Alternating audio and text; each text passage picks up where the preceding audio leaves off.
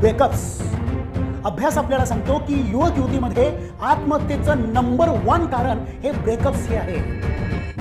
23% युवक युवती आपल्या जीवनामध्ये ब्रेकअप्स अनुभवतात. NCRBच्या अंदाजाप्रमाणे 42% आत्महत्या या रिलेशनशिप प्रॉब्लेम्समुळे होतात. गेल्या वर्षी 3711 युवक युवतींनी ब्रेकअप्समधून आत्महत्या केल्या. भारतात दर दिवशी 10 युवक युवती ब्रेकअप्समुळे आत्महत्या करतात. आणि त्याहीपेक्षा गांभीर्याची गोष्ट म्हणजे भारतात युवक युवतींच्या गरिबीमुळे रोज 8 आत्महत्या होतात आणि बेरोजगारीमुळे रोज 6 आत्महत्या होतात. म्हणजेच ब्रेकअप्समुळे होणाऱ्या आत्महत्या ह्या गरिबीपेक्षा आणि बेरोजगारीपेक्षा जास्त आहेत. आपण ब्रेकअप्सची पॉझिटिव्ह साईड बघूया. ब्रेकअप झाल्यावरती I think first thing you must thank God, because breaking up now is much better than divorce in the future. If he or she can live you now, he or she is not worth to be in your life. Therefore, when you love somebody, leave it free. If it is yours, anyhow it will come back to you. If it doesn't come back, it was never yours.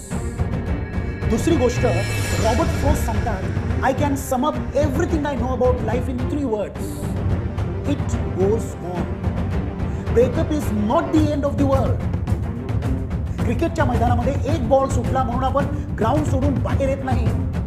मग जीवनाच्या मैदानामध्ये आपण का जग सोडून बाहेर जातो?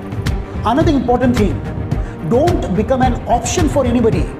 You should be the ultimate choice. Respect yourself to walk away from anything that doesn't care for you. Don't make yourself so cheap to be after something which doesn't know your worth and which doesn't care for you. आणि लक्षात ठेवा, तुमच्या भावना या तुमच्या स्वतःच्या भावना आहेत. Handle your emotions. Don't allow anybody in the world to control your emotions. प्रत्येक भावना ही तुमची स्वतःची चॉईस आहे. You will decide when you want to be happy. You will decide when you want to be sad. म्हणून जेवढ्या लवकर होऊ शकेल तेवढ्या लवकर या इमोशन्समधून मोकळे व्हा. Don't carry it for heaven's sake. जरा विचार करा, आपण निराश का होतो? कारण आपल्या अपेक्षेप्रमाणे होत नाही म्हणून. मला सांगा, तुमच्या जीवनाने ठेका घेतला आहे का तुमच्या सर्व अपेक्षा पूर्ण करण्याचा? And remember, not getting what you want is sometimes a wonderful stroke of God's plan.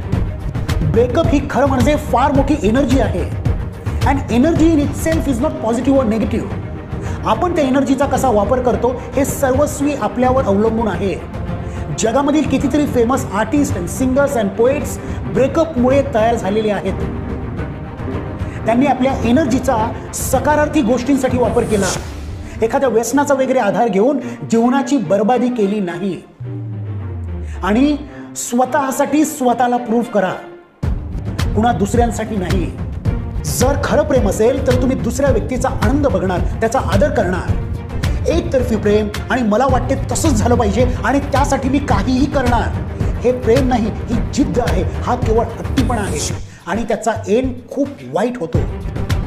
म्हणून नेहमी ब्रेकअपची पॉझिटिव्ह साईड बघा. निगेटिव्ह साईड बघून आपलं जीवन बर्बाद